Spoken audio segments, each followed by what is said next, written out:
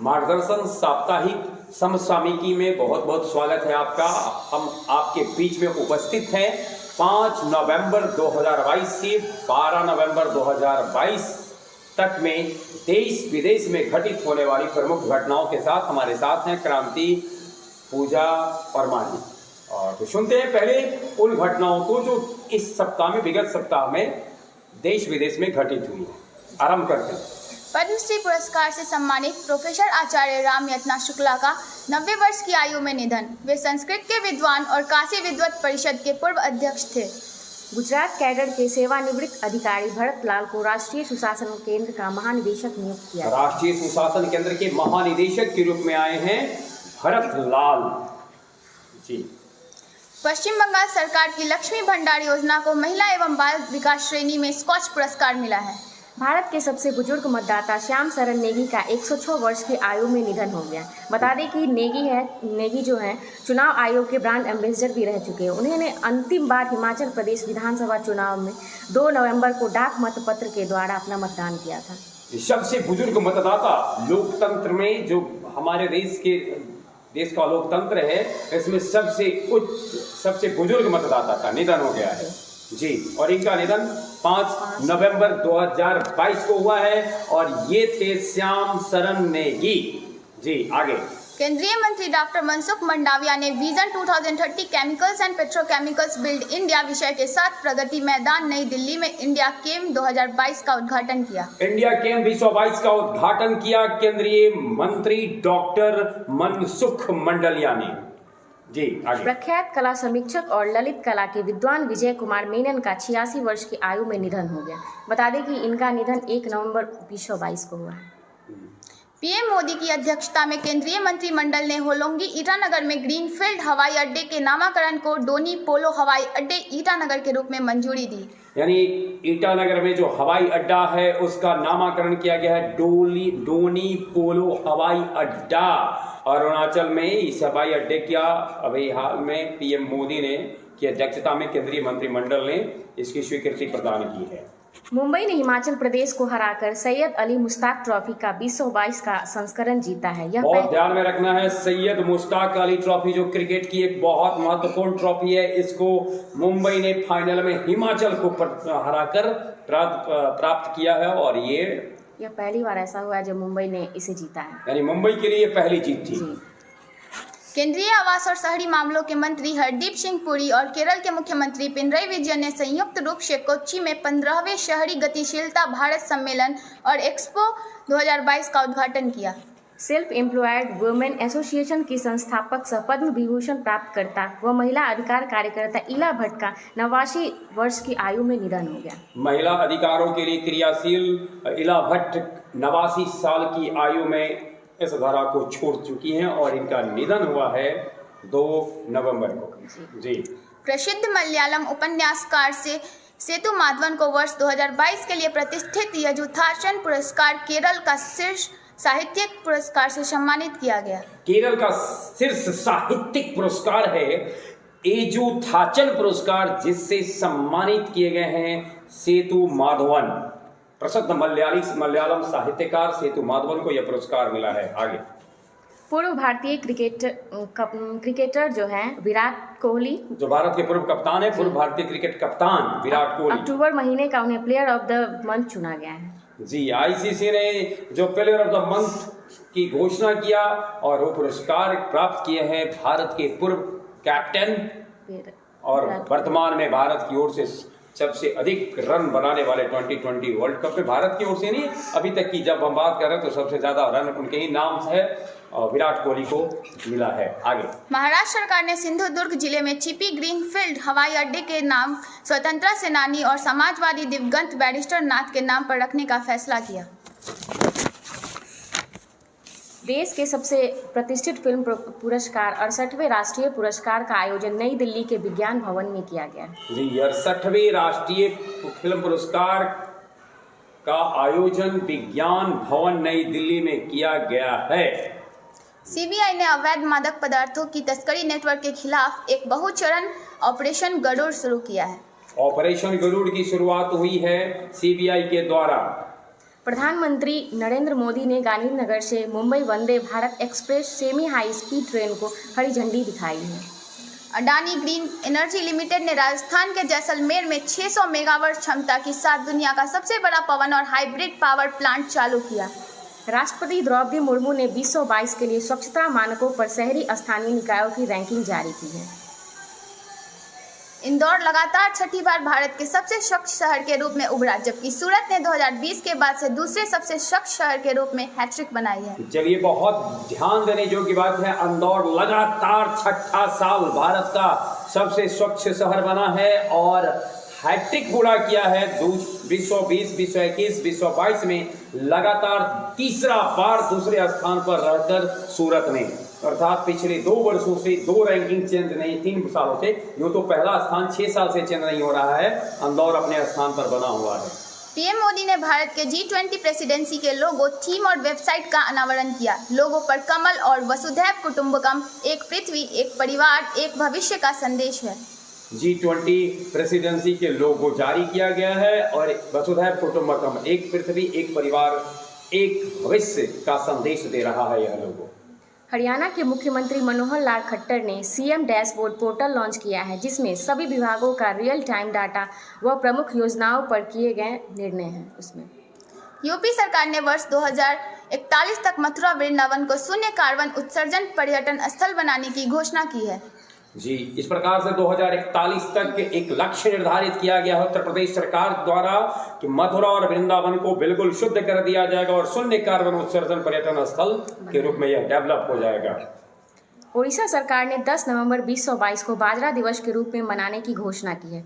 अब तक 19 जिलों में इसकी पहल हो चुकी है। सरकार का यह लक्ष्य उड़ीसा के 30 जिलों के लिए है। उड़ीसा के 30 जिलों के लिए लक्ष्य रखा गया है। उड़ीसा सरकार के द्वारा जो बाजरा दिवस के रूप में मनाने की जो घोषणा की गई है, इसका लक्ष्य 30 जिलों, पहले 19 था सर, नहीं, इसको अब 30 किया गया। और आगे है भारत। जी, आगे भारत 2023 में महिला विश्व मुक्केबाजी चैंपियनशिप की मेजबानी करेगा। गौरतलब हो कि अगले वर्ष विश्व मुक्केबाजी चैंपियनशिप आयोजित होना है और इसका मेजबानी भारत के द्वारा किया जाना है। यह तीसरी बार है जब भारत इस चैंपियनशिप का मेजबानी कर रहा है। इससे पूर्व दिल्ली में 2006 और 2018 में चैंपियनशिप हो चुकी है। यानी विश्व मुक्केबाजी चैंपियनशिप की जब चर्चा हम लोग कर रहे हैं, भारत मेजबानी कर रहा है 2023 में, और ऐसा करने वाला यानी ऐसा अवसर भारत को मिला है तीसरी बार। इससे पहले भारत 2006 और 2018 में भी विश्व मुक्केबाजी चैंपियनशिप की मेजबानी कर चुका है।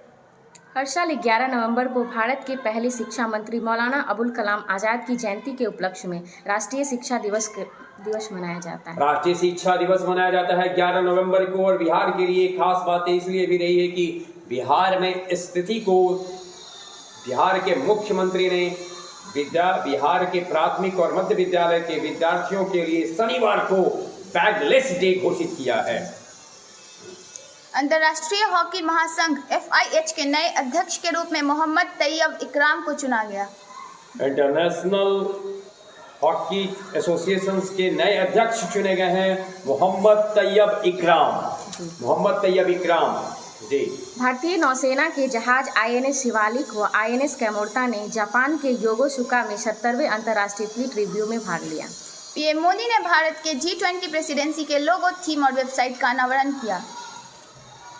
15वीं एशियाई एयरगन चैंपियनशिप 2022 दक्षिण कोरिया में नवंबर 2022 में आयोजित की जा रही है। मध्य प्रदेश के 2023 में प्रवासी भारतीय दिवस सम्मेलन में युगाना के राष्ट्रपति मुख्य अतिथि होंगे। 17वें प्रवासी भारतीय दिवस सम्मेलन का आयोजन 8 से 10 जनवरी 2023 को मध्य प्रदेश के इंदौर में होगा, जिसमें गुयाना के राष्ट्रपति मोहम्मद इरफान अली मुख्य अतिथि होंगे। केंद्रीय आवास एवं शहरी कार्य मंत्री श्री हरदीप सिंह पुरी ने केरल के कोच्चि में 15वें अर्बन मोबिलिटी इंडिया सम्मेलन और एक्सपो 2022 का आयोजन किया। ICC player of the year की घोषणा की गई, जिसमें पुरुषों के भारत के दिग्गज बल्लेबाज विराट कोहली और महिलाओं में पाकिस्तान के ऑलराउंडर नीदा डार्क को इसका पुरस्कार दिया गया है। और दक्षिण अफ्रीका के खिलाफ उन्होंने T20 सीरीज और T20 विश्व कप में शानदार प्रदर्शन के लिए यह खिताब उनको प्रदान किया गया है। जी, आगे स्विट्जरलैंड पर्यटन ने ओलंपिक स्वर्ण पदक विजेता नीरज चोपड़ा को भारतीय यात्रियों को देश में स्थानों को प्रदर्शित करने और बढ़ावा देने के लिए अपना मंत्री राजदूत नियुक्त किया है।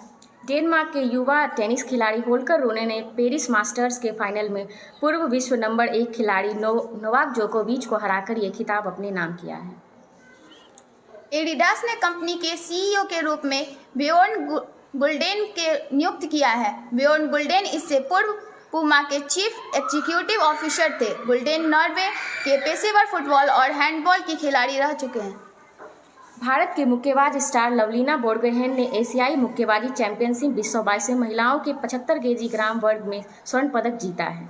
और अब हम सुनते हैं उन खबरों को जो काफी चर्चा में रहे हैं और जिसकी विस्तार से जानकारी रखना हमारे लिए आवश्यक है। और हमारे बीच में क्रांति, सबसे पहले क्रांति, 53वां भारतीय अंतर्राष्ट्रीय फिल्म महोत्सव का आयोजन इसी महीने होना है 20 नवंबर से 28 नवंबर को गोवा में, और पूरी रिपोर्ट के साथ है क्रांति। गोवा में भारतीय अंतर्राष्ट्रीय फिल्म महोत्सव के 53वें संस्करण में प्रतिष्ठित गोल्डन पीकॉक के लिए कुल 15 फिल्में प्रतिस्पर्धा करेंगी। IFFI इस महीने की 20 से 28 नवंबर तक गोवा में आयोजित किया जाएगा। इसके तीसरे संस्करण में दिए गए गोल्डन पीकॉक से यह पुरस्कार एशिया के सबसे अधिक मांग वाले पुरस्कारों में से एक रहा है। जूरी मेंबर में इजराइल के लेखक व फिल्म निर्देशक नदव लापिड, अमेरिका के फिल्म निर्माता जिनको गोटो, फ्रांसीसी फिल्म संपादक पास्कल चंबास, फ्रांसीसी वृत्तचित्र फिल्म निर्माता, फिल्म समीक्षक और पत्रकार जेवियर अंगुलो बाटुरेन व भारत के निर्देशक सुदीप्तो सेन भी इसमें शामिल हैं। ये खास बात थी 53वां भारतीय अंतर्राष्ट्रीय फिल्म महोत्सव से जुड़ा हुआ। गौरतलब हो कि इससे पूर्व जो 52वां, 51वां भारतीय और 50वां ये जो भारतीय अंतर्राष्ट्रीय फिल्म महोत्सव हुए हैं ये ऑलरेडी गोवा में ही हुए हैं। और अब हम सुनते हैं उत्तराखंड गौरव सम्मान से नवाजे गए हैं अजीत डोभाल और प्रसन्न जोशी। उत्तराखंड सरकार ने इस वर्ष के उत्तराखंड गौरव सम्मान की घोषणा की है। राष्ट्रीय सुरक्षा सलाहकार अजीत डोभाल, भारतीय फिल्म सेंसर बोर्ड के अध्यक्ष प्रसून जोशी समेत 5 लोगों को इस वर्ष के उत्तराखंड गौरव सम्मान के लिए चुना गया है। इस संबंध में गठित समिति की संतुष्टि पर अब व्यक्तियों को भी इस मरणोपरांत यह पुरस्कार दिया जाएगा, जिनमें पूर्व रक्षा प्रमुख दिवंगत जनरल विपिन रावत, कवि और लेखक दिवंगत गिरीश चंद्र तिवारी और पत्रकार सह साहित्यकार दिवंगत वीरेन अंगवाल भी शामिल हैं। चलिए, दिवंगत जनरल विपिन रावत को और दिवंगत गिरीश चंद्र तिवारी को भी यह खिताब दिया जाएगा। और इसके अलावे अजीत डोभाल और प्रसून जोशी को उत्तराखंड गौरव सम्मान का खिताब दिया जाएगा। अब हम जानते हैं दुनिया की सबसे प्रतिष्ठित पत्रिकाओं में से एक विशेष नाम है फोर्ब्स पत्रिका का, और उसने वर्ष अपना जो नया लिस्ट जारी किया है इसमें एशिया की टॉप महिला उद्यमियों में शामिल है 3 भारतीय। कौन कौन वो 3 महिलाएं हैं जिन्हें की फोर्ब्स की इस सूची में शामिल किया गया है? एक बार फिर हमारे बीच में पूजा।